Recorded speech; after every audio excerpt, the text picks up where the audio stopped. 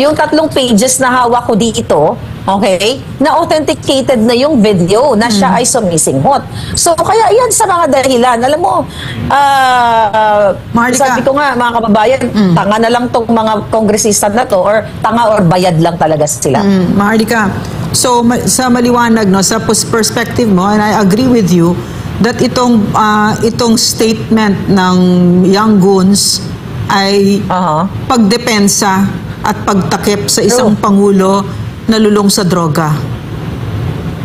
Yes, napakaliwanag. Yes. Kasi nga, di ba, ay sabi ni Marcos Jr., iba daw yung kanyang approach sa war on drugs compared to Pangulong Duterte. Ito daw ay bloodless.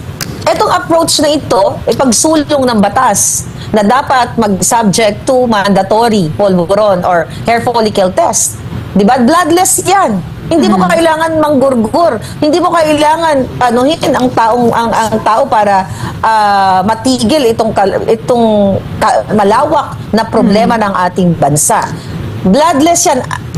Well, you know, malinaw talaga mga kababayan na itong mga sumusulong ng ganitong, humaharang ng ganitong klaseng mga bill ay maari sila ay polboronic or yun nga, ay nababayaran sila at nabibigyan ng mas malaking budget para pagtakpan ang presidenteng authenticated bangag.